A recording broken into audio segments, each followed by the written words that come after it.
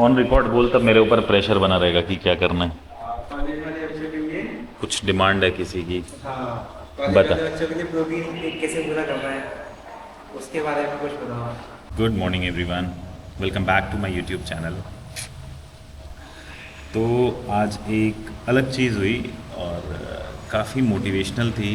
Motivational as in कि मतलब मुझे मोटिवेशन मिला ऐसे ही आप लोगों के लिए कंटेंट बनाते रहने का। मैं जिम पहुंचा और आज बारिश की वजह से सारी चीज़ें रिकॉर्ड नहीं कर पाई क्योंकि सुबह बारिश बहुत ज़्यादा हो रही थी। तो बस टारगेट था किसी तरह जिम पहुंचने का। तो अभी मुझे एक बच्चा मिला यहाँ पे, उसने बुलाया मेरे को कि भैया कुछ बात करनी है आपसे। मैंने बोला हाँ। तो फिर उसने क्या बोला मैं उसके मुंह से ही सुनाता हूँ आपको। ऑन रिकॉर्ड बोल, तब मेरे ऊपर प्रेशर बना रहेगा कि क्या करना है। कॉलेज वाले बच्चों के लिए। कुछ डिमांड है किसी की? हाँ, कॉलेज बता। वाले बच्चों के लिए प्रोटीन इंटेक कैसे पूरा करना है उसके बारे में कुछ बताओ। कॉलेज वाले बच्चों का प्रोटीन इंटेक कैसे पूरा होगा उसके बारे में पूरी वीडियो चाहिए या रील चाहिए या प्योर एक्सप्लेनेशन चाहिए?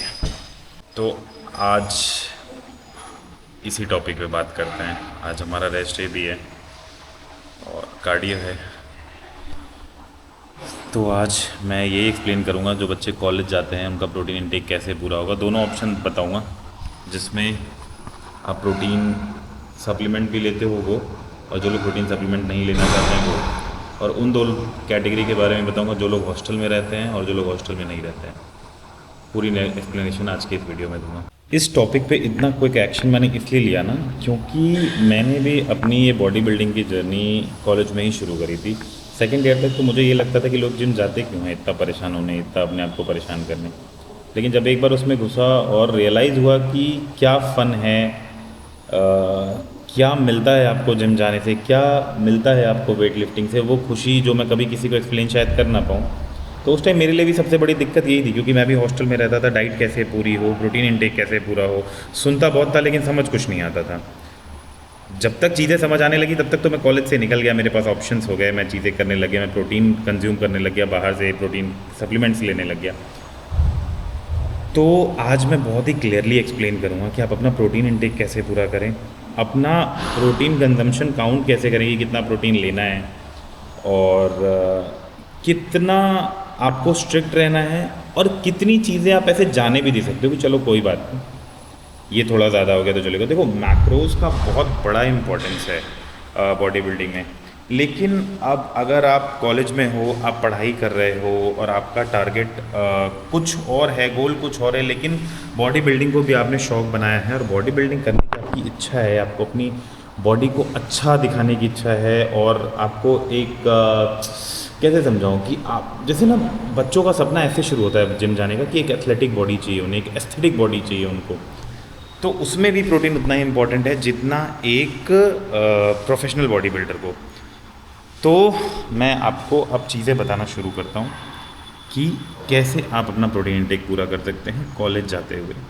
दोनों ऑप्शन दूंगा जिसमें आप प्रोटीन सप्लीमेंट्स ले भी सकते हो, जिसमें आप प्रोटीन सप्लीमेंट नहीं भी ले सकते हो, ठीक है, ताकि आपको ऐसा कोई प्रेशर ना रहे कि नहीं, मुझे बिना प्रोटीन सप्लीमेंट्स के तो नहीं बनेगी बॉडी। और जिम जाना, बॉडी बनाना, अपनी बॉडी का ध्यान रखना, फिटनेस का ध्यान रखना हर किसी का शौक़ होना चाहिए, हर किसी को करना चाहिए। जैसे कई बार मैंने सुना है कि अरे मेरा दिन भर की पढ़ाई इतनी रहती है, मैं कैसे करूं, कैसे जिम जाऊं, टाइम नहीं होता। जिस बच्चे का भी ये क्वेश्चन आया, जिस अभी मैंने आपको दिखाया, वो खुद आईआईटी दिल्ली में है, उसका भाई आईआईटी कानपुर में है, तो पढ़ते तो वो भी है ना। तो बात मानो, इस चीज़ को अपना शौक़ बना के देखो, बहुत मज़ा आएगा। किसी भी दिक्कत से, किसी भी परेशानी से आप निकल जाओगे इस एक जगह पे आके। लेकिन इस जगह पे आके ना मजाक नहीं करना है, पूरे कंसंट्रेशन के साथ वो काम करना है जिस काम के लिए आए हो। Weight lifting, body building, running, jogging, cardio, functional, CrossFit, anything, जो भी करना आपको अच्छा लगता है, बस जिम आओ, अपनी फिटनेस पे ध्यान दो।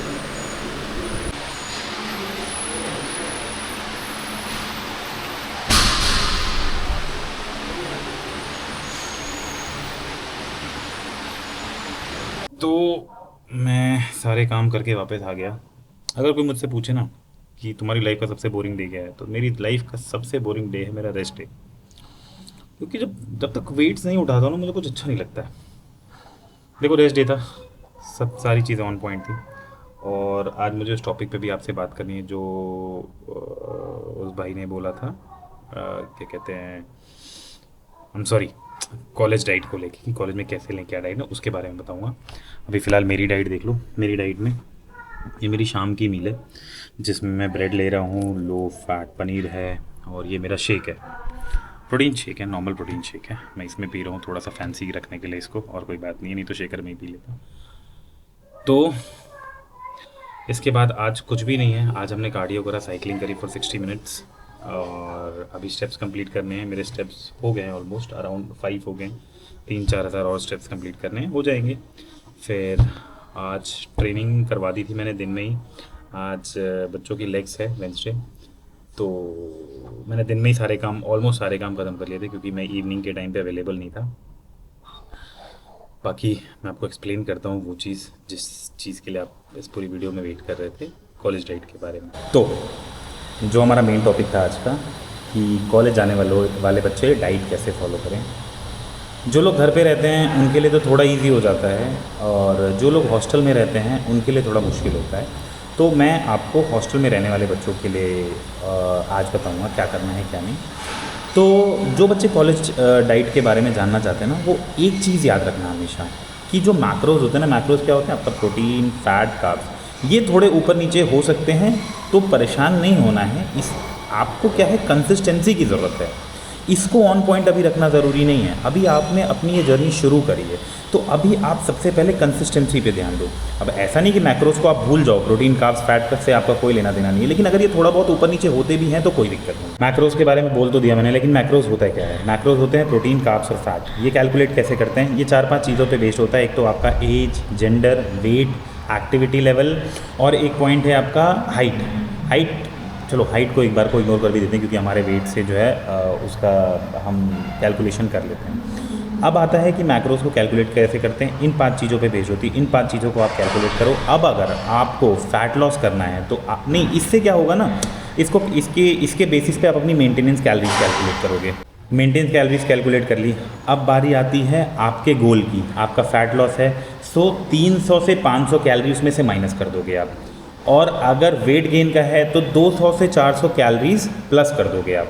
और अगर आपको जैसी है आपकी बॉडी वैसी ही चाहिए, आप फिट रहने के लिए कर रहे हो, तो अपनी मेंटेनेंस कैलोरीज के हिसाब से खत्म करो। अब इसमें प्रोटीन, फैट और कार्ब्स कैसे कैलकुलेट करेंगे। तो प्रोटीन कैसे कैलकुलेट करेंगे, आपके बॉडी वेट का 1.5 से 2 ग्राम पर केजी बॉडी वेट, ठीक है।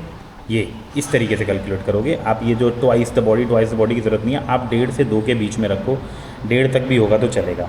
अब फैट कैसे कैलकुलेट करोगे, जो टोटल मेंटेनेंस कैलोरीज है उसका 30 से 40% फैट होना चाहिए। इनफैक्ट 30 से 40 भी मैं ज़्यादा ही बोल रहा हूँ, 20 से 30 रखो। पीछे गाने चलने लग गए थे इसलिए थोड़ा सा रोक दिया। तो मैंने आपको बताया कि प्रोटीन कैसे कैलकुलेट करना है, फैट्स कैसे कैलकुलेट करना है। अब इन दोनों के बाद जो कैलोरीज बच जाती हैं उसमें आपके कार्ब्स कैलकुलेट होते हैं। इस प्रोटीन और फैट्स को हटाने के बाद जितनी भी कैलोरीज बची उनको आप कार्ब्स से पूरा करोगे, ठीक है।